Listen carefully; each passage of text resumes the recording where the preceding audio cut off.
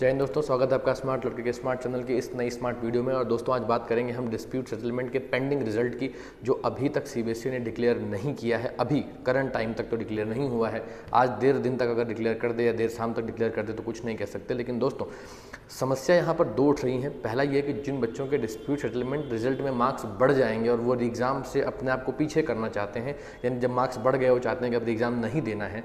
सो ऐसे में दोस्तों स्कूल वालों से जब मैंने बात की तो वो कहते हैं कि सर बच्चे को हमें यहाँ पर आकर के रिटर्न में ये बात बतानी होगी कि हम री एग्ज़ाम नहीं देना चाहते हैं अब, अदरवाइज़ हम यहाँ से उसका एब्सेंट लगा करके भेज देंगे। ऐसी मेरी जितने स्कूल टीचर से बात हुई है, स्टाफ से बात हुई है, उनका कहना यह है कि स्कूल में आके बच्चा रिटर्न में ये एप्लीकेशन देगा। अब सपोज कीजिए अगर आज देर शाम तक रिजल्ट डिक्लेयर होता है तो बच्चे के पास, चलिए कल का दिन तो है, कल वो अप्लाई कर देगा, लेकिन अगर आज भी रिजल्ट डिक्लेयर नहीं होता तो बच्चा कल जब रिजल्ट डिक्लेयर करेगा उसके बाद बच्चा स्कूल जाके कब एप्लीकेशन देगा रिटर्न में कि भैया उसको एग्ज़ाम नहीं देना है। दूसरी चीज़, वो बच्चे जो इस भरोसे बैठे हैं कि उनका डिस्प्यूट सेटलमेंट के बाद मार्क्स बढ़ ही जाएंगे, क्या गारंटी है कि सीबीएसई उनके मार्क्स बढ़ा के ही देगी। अचानक से जब आज या कल उनके मार्क्स वही के वही आ जाएंगे तो वो एकदम से कैसे प्लान करेंगे कि वो एग्ज़ाम के लिए तैयार हो जाएं, इतनी जल्दी खुद को कैसे वो प्रिपेयर करेंगे। तो सीबीएसई की तरफ से दोस्तों लगातार लापरवाहियाँ होती आ रही हैं, हम लगातार इस पर आवाज़ उठा रहे हैं। बहुत सारे आप लोग कुछ अजीब से भी कमेंट कर देते हैं जो कहीं से भी लॉजिकल नहीं लगता। बहुत सारे लोग कह रहे हैं कि इन सब चीज़ों के चक्कर में नहीं पड़ना चाहिए, आगे देखना चाहिए। दोस्तों आगे ही तो देख रहे हैं, आगे ही देख रहे हैं। आगे ये देख रहे हैं कि आज आप लोग के साथ ये समस्या है, कल अगले सेशन के साथ भी ये समस्या हो सकती है। बहुत सारे लोग कहते हैं कि इससे कुछ नहीं होगा, ये सब ड्रामेबाजी है। दोस्तों ये सब सवाल आपको तब भी उठाने चाहिए थे। दोस्तों बुरा मत मानिएगा, जब कुछ लोगों ने आपके एग्ज़ाम कैंसिलेशन को लेकर के ट्वीट पे ट्वीट आपसे करवाए थे तब भी आपको कहना था कि ये गलत है। हमने तब भी इसके रिगार्डिंग कभी सपोर्ट में कोई वीडियो अपलोड नहीं किया होगा। पूरा चैनल चेक कर लीजिए कि एग्ज़ाम कैंसिल होने चाहिए थे, क्योंकि हम जानते थे कि इस तरीके के इश्यूज़ आते हैं। जानते हैं क्यों दोस्तों? क्योंकि दोस्तों मुफ्त में कुछ नहीं मिलता। जो चीज़ें मुफ्त मिलती हैं उनकी बाद में बहुत कीमत चुकानी पड़ती है। दोस्तों ये सबक है हमारे लिए ज़िंदगी का, याद रखिएगा। पहली समस्या, डिस्प्यूट सेटलमेंट का रिजल्ट अगर आज डिक्लेयर नहीं होता, कल देर शाम तक डिक्लेयर होता है, तो बच्चे अपने स्कूल को रिटर्न में एप्लीकेशन कब देंगे? या तो सीबीएसई कोई ऐसा सर्कुलर रिलीज़ करे कि जो बच्चा री एग्ज़ाम नहीं देना चाहता उसके प्रीवियस मार्क्स ही ऐड हो जाएंगे। क्योंकि देखिए कई सारे बच्चे कमेंट कर रहे हैं कि सर नहीं, सर्कुलर में ऐसा लिखा हुआ है। दोस्तों ये उनके लिए लिखा हुआ है जो एग्ज़ाम नहीं देना चाहते, जो नहीं दे रहे हैं, जिन्होंने एप्लीकेशन फॉर्म भर दिया है। अगर वो बच्चे एब्सेंट हो जाते हैं तो भैया सीबीएसई ने क्लियर ये मेंशन किया हुआ था कि जो बाद वाला एग्जाम होगा उसके जो भी परफॉर्मेंस होगी वही आपके फाइनल मार्क्स माने जाएंगे। बाद वाले एग्जाम में इफ केस मान लीजिए अगर आप एब्सेंट हो गए तो क्या होगा? मुझे लगता है एब्सेंट चढ़ जाएगा, क्योंकि जिन स्कूल से मैंने बात की उनका कहना भी यही है कि सर हमें बच्चा रिटर्न में देगा तो ही हम उसका पुराना प्रीवियस मार्क्स सीबीएसई को कंसीडर करने के लिए कहेंगे, अदरवाइज हो सकता है उसका एब्सेंट लग करके आ जाए, हो सकता है।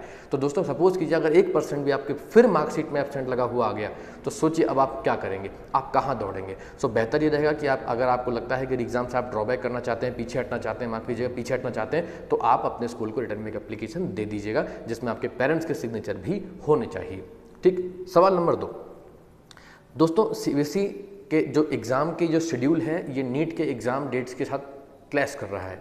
12 सितंबर को नीट का पेपर है, 13 तारीख को मैथ्स का एग्जाम है। चलिए नीट वालों का मैथ्स से कोई रिलेशन नहीं है, लेकिन अगर आप थोड़ा पीछे की तरफ आ जाएं तो भैया 9 तारीख को इन्होंने फिजिक्स का पेपर करवाने की डेट दे दी है। अब सपोज कीजिए कि 9 तारीख के बाद बच्चा पेपर देके घर आएगा तो बचता है 10 तारीख 11 तारीख, 2 दिन। क्या 2 दिन में वो बच्चा पूरा नीट का सिलेबस रिवाइज कर लेगा? या ऐसा लगता है आपको कि वो बच्चा जब फिजिक्स के पेपर की जो प्रिपरेशन कर रहा होगा क्या वो नीट पे फोकस कर पाएगा? यानी कुल मिलाकर के होना यह है कि एक पेपर तो डैमेज होना है, एक पेपर तो खराब हो ही जाना है इसमें से।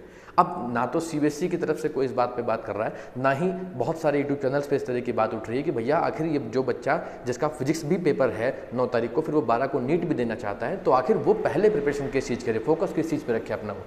तो दोस्तों मैं अभी भी आप सबसे रिक्वेस्ट करता हूँ, आप अभी भी समय है, आपने अपनी तरफ से अपने स्कूल से बात कीजिए या फिर नीट की जो अथॉरिटी है उसको मेल कीजिए, कुछ भी कीजिए। हम चाहते हैं कि कम से कम 10 दिन का जो गैप है वो जो पीसीएम वाले बच्चे हैं या पीसीबी वाले बच्चे हैं उनके और नीट के पेपरों के बीच में आना चाहिए। तो दोस्तों 2 समस्याएं यहाँ पर उठ करके आ रही हैं। डिस्प्यूट सेटलमेंट का रिजल्ट कब आएगा सर, और कब हम ये डिसाइड करेंगे कि हमको एग्जाम देना है कि नहीं देना है। नहीं देना है तो हम स्कूल से सूचित कब करेंगे। दूसरी चीज़, ये जो नीट का एग्जाम और बोर्ड एग्जाम फिजिक्स का जो पेपर है 2 दिन का जो गैप दिया गया है, इन 2 दिनों के गैप में बच्चा फिजिक्स तैयार करे या नीट तैयार करे। दोस्तों मेरी पर्सनल राय ये है कि अगर आपको लगता है कि आप नीट के लिए एलिजिबल हैं, ठीक है। तो आप बेशक नीट की प्रिपरेशन पे फोकस कीजिए, रहने दीजिए आप फिर 12th का फिजिक्स पेपर देने लीजिए। दोस्तों फैक्ट बता रहा हूँ आपको, 2 दिन में नहीं क्लियर होने वाला। और अगर आपको लगता है कि नहीं सर बिना फिजिक्स का पेपर दिए हम नीट नहीं क्वालिफाई कर पाएंगे या हम उसके लिए एलिजिबल नहीं है, वैसे अपने फॉर्म तो सबने भर ही दिए होंगे, तो ऑलमोस्ट आप एलिजिबल ही हो, तो आप फोकस करिए फिजिक्स के पेपर पे। तो दोस्तों ये समस्या अब बहुत ज़्यादा उठ करके आ रही है। बहुत सारे बच्चे कमेंट कर रहे हैं कि सर नीट की प्रिपरेशन करें कि फिजिक्स की प्रिपरेशन करें। तो दोस्तों आप अपनी अपनी प्रायोरिटीज तय कीजिए। अगर आपको लगता है कि फिजिक्स कंपलसरी है तो आप फिजिक्स जरूर दीजिए, और अगर लगता है नहीं सर हम नीट पे फोकस करना चाहते हैं तो आप फिजिक्स का पेपर दे दीजिए। नहीं देना चाहते तो स्कूल को सूचित कर दीजिए एप्लीकेशन के माध्यम से, और नीट पे फोकस कीजिए। तो दोस्तों ये कुछ समस्याएं हैं जो सीबीएसई लगातार बच्चों की सॉल्व करने की कोशिश नहीं कर रहा है, गुमराह रखा जा रहा है बच्चों को। डिस्प्यूट सेटलमेंट का रिजल्ट नहीं डिक्लेयर किया जा रहा है।